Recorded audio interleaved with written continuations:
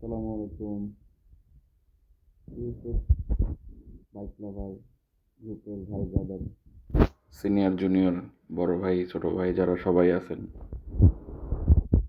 সবার জন্য ভিডিওটা বানানো। হ্যাঁ, যেহেতু একটা নতুন জিনিস বলতে, হ্যাঁ এটা নতুন জিনিসই, সবার কাছে তো এটা অ্যাভেলেবেল না, এই জন্য নতুন জিনিসই বলবো। আমার কাছে তো আসলেও নতুন জিনিস যে সামনে একটা ডিস্ক লাগানো। এটা একটা রিভিউ ভিডিও, ইউজার রিভিউ আর কি। আজকে আসলে কয়দিন হলো, 6-7 দিন, বৃষ্টির পরে থেকে আর কি। 6-7 দিনের মধ্যে বাইক চালানো হয়েছে, 4-5 দিন চালানো হয়েছে। তো যেটা দেখতে পারতেছেন, বাইকটা বৃষ্টিতে খুবই নোংরা হয়ে গেছিল, কাদা টাদা লাগে, পানি কাদা, বৃষ্টির মধ্যে অনেক চালানো পড়ছে। ইভেন বাইকটার কাজও করানো হয়েছে বৃষ্টির মধ্যে। হ্যাঁ, তো একটু লেটে দিলাম পোস্টটা। করানো হয়েছিল রাশেদ ভাইয়ের থ্রুতে, কোনাবাড়িতে রাশেদ ভাইদের এলাকায়। ওখানে সাবু ভাই নামে একজন মেকার আছেন, সিনিয়র মেকার, ওনার কাছ থেকে কাজ করানো হয়েছে। যদি আমি থাকি ধানমন্ডিতে, আর আজকে ওয়াশ করে এলাম মোহাম্মদপুরে বিআর ক্যাম্পে, সামনে যে গ্যারেজগুলো আছে ওখানে। তো কাজ করানোর পরে এই কয়দিন যে চালাইছি আমি, চালানোর পরে আজকে ফার্স্ট রিভিউ। হ্যাঁ, তো দেওয়ার উদ্দেশ্য আসলে কি, এক্সপিরিয়েন্স শেয়ার করা যে আমার বিষয়টা কেমন লাগতেছে। হ্যাঁ, তো কেমন লাগতেছে বলতে যে আমি তো কিছু কিছু কাজ করাইছি, বলতে 2 ধরনের কাজ করানো হয়েছে। 2 ধরনের কাজের মধ্যে উম, একটা হতেছে এই ডিস্ক লাগানো। হ্যাঁ, তো সামনের ডিস্ক লাগানো বলতে ডিস্কের মধ্যে বেশ কয়েকটা বিষয় আছে। আহ, সামনের ফর্কের মধ্যে যে স্প্রিংগুলো থাকে, স্প্রিং নতুন লাগানো হয়েছে। আহ, উপরে ফর্ক টিউবটা ঠিক আছে, ফর্ক টিউব যেটা বিল্ট ইন ছিল এটাই আছে। ফর্ক টিউবের নিচে থেকে নিয়ে স্পোক পর্যন্ত যা যা আছে, ব্যারেল আছে দুই পাশে দুইটা, তারপরে হচ্ছে ডিস্ক, এবং হচ্ছে হাব, যেটা যেটা স্পোকগুলোকে সেন্ট্রালি ধরে রাখে, এবং হচ্ছে স্পোকগুলো, এইটার স্পোকগুলো কিন্তু একটু বড়। হ্যাঁ, যেহেতু এটার হাবটা ছোট, স্পোকগুলো একটু বড়। রিং সেম আছে, রিম আগেরটাই, আমারটা তো তাকাসাগো ছিল, তাকাসাগো রিম। হ্যাঁ, এটাই লাগানো আছে। আর হচ্ছে সাথে লাগানো ছিল 12 ভোল্টের কয়েল। 12 ভোল্টের কয়েলে আমি পরে আসতেছি। প্রথমে যেটা বলবো এটা হচ্ছে এই যেটা ফ্রন্ট সাসপেনশন সেট আপ যেটা চেঞ্জ করা হয়েছে। তো এটা যদি কথা বলতে হয় তাহলে আমি বলবো যে এই পর্যন্ত আমার বাইকের পিছনে আমি ইঞ্জিন সাইড বাদ দিয়ে যত জিনিস, আহ, আহ, এর কারণ হচ্ছে এটার ইঞ্জিনের সাথে তো কোনো কিছু তুলনা হয় না আসলে। তো যত জিনিস ইনভেস্ট করছি এই পর্যন্ত, আমার বাইকে ইনভেস্ট করা বেস্ট একটা জিনিস যে আমি এই বাইকে একটা ডিস্ক সেট আপ করছি। হ্যাঁ, তো ডিস্ক সেট আপটা আমার কাছে মনে হয়েছে এই পর্যন্ত আমি যে পরিমাণ এটার রেসপন্স পাচ্ছি, ঠিক আছে, ডিস্ক সেট আপটা আমার কাছে একটা বেস্ট ইনভেস্টমেন্ট মনে হয়েছে, বিকজ এটার রেসপন্সটা খুবই সুন্দর, খুবই ভালো রেসপন্স দেয় এটা। হ্যাঁ, যে আপনার অন্যান্য যেগুলো বাইক আছে, অ্যাপাচি কিংবা ধরেন জিক্সার, তারপরে হচ্ছে এফজেড, এই বাইকগুলো না ভারী। হ্যাঁ, ধরেন আমারটার ওয়েট হতেছে অনলি 94 কেজি। আর এক্সএস যত বাইক আছে সবগুলোরই ওয়েট 94 কেজি।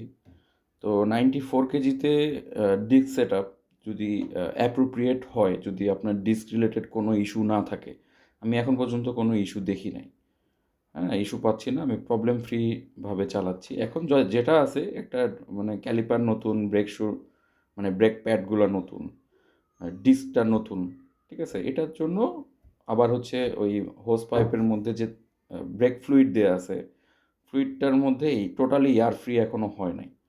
তো এয়ার ফ্রি হইলে এটা একদমই মানে ওই বলে না যে টোকা দিলে যেটা টাইট হয়, টোকা দিলে যেটা ব্রেক হয়, ওটা এখনও নাই, লুজ করা আছে, একদম ম্যাক্সিমাম লুজ করা আছে। তারপরেও আমি যে পারফরমেন্স পাচ্ছি আলহামদুলিল্লাহ, মানে কি বলবো, এক কথায় অসাধারণ। হ্যাঁ, কারণ হচ্ছে আমি তো আম, এটা নিছি, মানে এই বাইকটা আমি এই এখন যে বাইকটা স্ক্রিনে দেখতেছেন এটা আমি চালাচ্ছি মোটামুটি বছর 2 হইছে। এর আগে কিন্তু আমি ওই বলেন এফজেড কিংবা অ্যাপাচি পালসার এগুলাই চালাতাম। তো ইন কম্প্যারিজন ওই ওগুলার যে ব্রেকিং রেসপন্স, হ্যাঁ, এবং এটার যে ব্রেকিং রেসপন্স আমি যদি কম্পেয়ার করি, এটা হচ্ছে ওগুলার তুলনায় অনেক ফাস্টার কাজ করে, অনেক তাড়াতাড়ি কাজ করে। এবিএস না ঠিক আছে, কিন্তু হালকা বাইক তো। আর আরেকটা বিষয় যেটা সেটা হচ্ছে আমি এইটার সামনে যে টায়ারটা দেখতে পাচ্ছেন আমি দেখাই,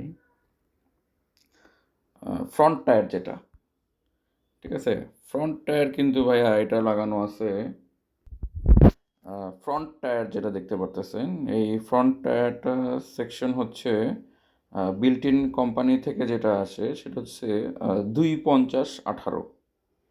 হ্যাঁ, এই রিম সাইজে 250/18 সর্বোচ্চ লাগানো থাকে। আপনি খেয়াল করে দেখতে পারবেন যে এটার মাঠগাটটা কিন্তু এক সাইড উপরে লাগানো, কিন্তু নিচেরটা লাগানো না, উপরেরটা লাগানো। বিকজ আমি টায়ারটা লাগাইছি, দেখেন এখানে স্ক্রিনে দেখা যাচ্ছে কি না, 275/18, মানে এটার পিছনের চাকার যে সেকশন 275/18 রেকমেন্ডেড। আমি সামনেরটা ওই 250/18টা খুলে রেখে আমি লাগাইছি 250/18। এবং এটা আমি এই ডিস্ক সেট আপ লাগানোর আহ, মোটামুটি 1 বছর আগে থেকে আমি এটা ইউজ করতেছি 275/18। এটাতে কি হয়, সামনে একটু ভারী হয়, সেটা খুব বেশি ফ্যাক্ট যে করে তা না। আপনার ধরেন টপ স্পিডে মোটামুটি 5-10 হয়তো কম হইতে পারে। কারণ হচ্ছে সে যখন টপ স্পিডে থাকে তখন তো আসলে এয়ার ফ্লোর একটা বিষয় থাকে, সামনের সাইডটা একটু ভারী থাকে।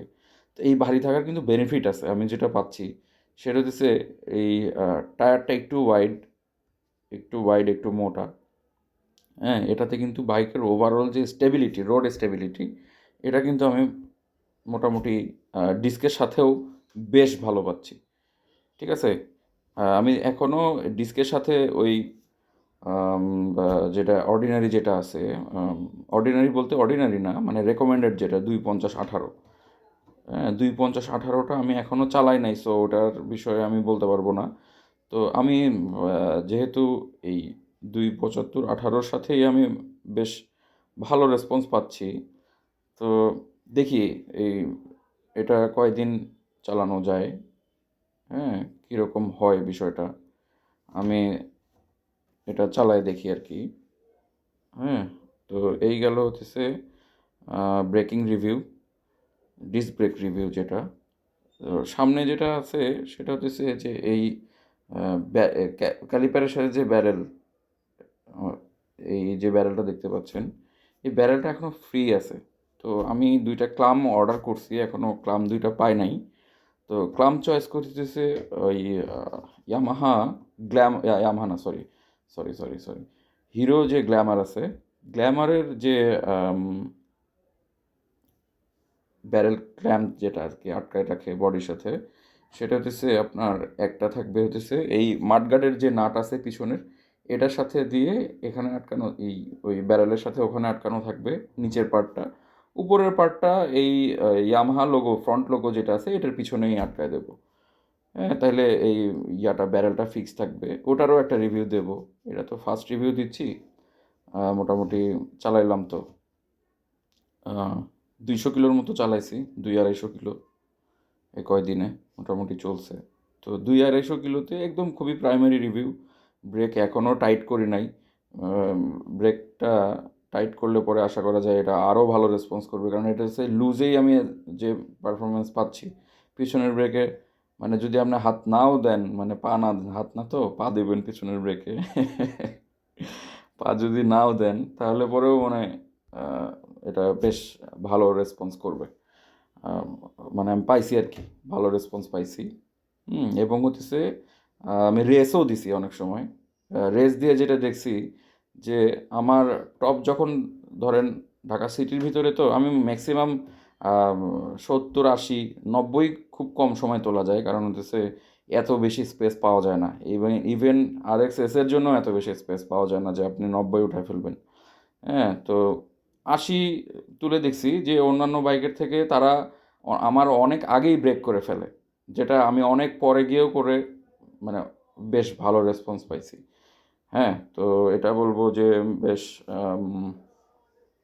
একটা এই দেখেন ক্যালিপারটা দেখা যাচ্ছে, এটা হচ্ছে নিশিনের ক্যালিপার, ইয়ামাহা RX-S এর জন্য যেটা রেকমেন্ডেড। হ্যাঁ, এটা হতেছে সেই ক্যালিপার। ডিস্কটা ইয়ামাহার, সেটা হতেছে যে আমাদের বাংলাদেশের বাইরে যে RX-গুলো আছে, যেমন ধরেন মালয়েশিয়া, থাইল্যান্ড, ইন্দোনেশিয়া, তারপরে হচ্ছে আরও অনেক দেশে আছে, কলম্বো টলম্বোতে আছে, তাদের যে ডিস্কটা ছিল সেটা কিন্তু এটাই। হুম, এক্স্যাক্টলি এটাই। এই হাবের কালারটা ওদের হয়তো অন্যরকম, ওরা হাবের কালার আফটার মার্কেট আপনি যে কোনো কালারই করে নিতে পারেন, ক্যালিপারও কালার করে নিতে পারেন। আমার কাছে গোল্ডেনটাই ভালো লাগছে, আমি এটাই রাখছি। আসছে এরকমই ইয়ামাহা থেকে, এটা মেড ইন জাপান। হ্যাঁ, ডিস্কো মেড ইন জাপান, যা আছে দেখতেছে এগুলো সবই মেড ইন জাপান। স্পোকগুলা খুব সম্ভবত ইন্দোনেশিয়ার। হুম, ইন্দোনেশিয়ান স্পোক। আর হচ্ছে আম, যেটা দেখতেছেন দেখতে এরকম লাগতেছে এখন। এই ডিস্কটা মাত্র এই আপনার 2-250 কিলোতে যতটুক আগে উপরে একটা হয়তো লেয়ার ছিল কালারের, ওটা উঠে এখন একটু মানে ব্রেকের কালার আসতেছে আর কি। এটা আরও কিছুদিন চালাইলে আরও চকচকা হবে। আর হচ্ছে এই হাবটা দেখতে পারতেছেন, এটা হতেছে মানে এই ডিস্কের হাব। এই আহ, যেটা ডিস্ক, এই ডিস্কের জন্য 4টা নাট থাকে, 4টা নাটের হাব এটা। এটা এই পাশের সাইড। আর হচ্ছে স্পিডোমিটার যে কেবল আছে, স্পিডোমিটার কেবলটা থাকে বাম পাশে। এই এই বাম পাশে একদম কর্নারে পিছনে। আমি আসলে ভিডিওটা ওইভাবে নিতে পারি নাই, আর ভিডিওটা ওইভাবে লাইভ ওখানে আমি এত সুন্দরভাবে বলতে পারি নাই, কারণ ওখানে কি আজকে মোহাম্মদপুরে সম্ভবত কিছু একটা নিয়োগের পরীক্ষা চলে। এত বেশি গ্যাঞ্জাম ছিল যে আমি ওখানে আসলে মানে কোনো স্পেস পাচ্ছিলাম না যে ভিডিওটা সুন্দর করে করব। হ্যাঁ, তাইলে এই হইলো টোটাল ডিস্ক সেট আপের ভিডিও। ঠিক আছে, তো সবাই আশা করি অনেক কিছু জানতে পারলেন। আমি জানছি, শেয়ার করলাম, এটাই, আর কিছু না।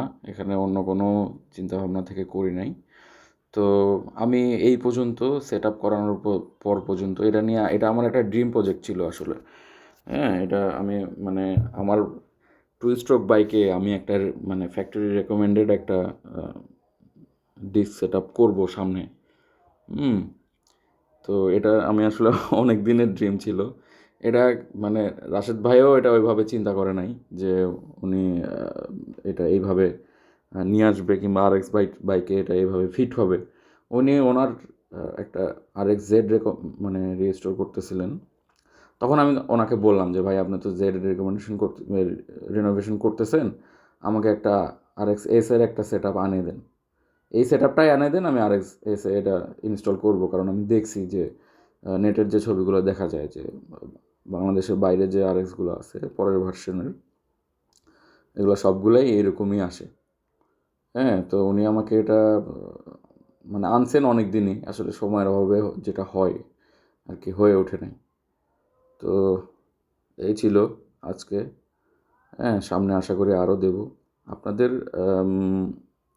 এই সেট আপ, জাপানি সেট আপ যেটা আছে, আমি বলবো যে যদি কারো লাগে, কিংবা ধরেন কেউ চান, এটা অনেকের ভিডিওর পরে অনেকের মনে প্রশ্ন আসতে পারে যে তাহলে পাবো কীভাবে। হ্যাঁ, পাবেন কীভাবে, আপনারা রাশেদ ভাইয়ের সাথে যোগাযোগ করতে পারেন। যদি এই সেট আপ আমি যেটা লাগাইছি এই সেট আপই যদি আনতে চান, তাহলে রাশেদ ভাই এটা আশা করি ওনার যেহেতু শিপমেন্ট অ্যাভেলেবেল সবসময় হইতেই থাকে, উনি আপনাকে এটা দ্রুততম সময়ের মধ্যে আনাই দিতে পারবে।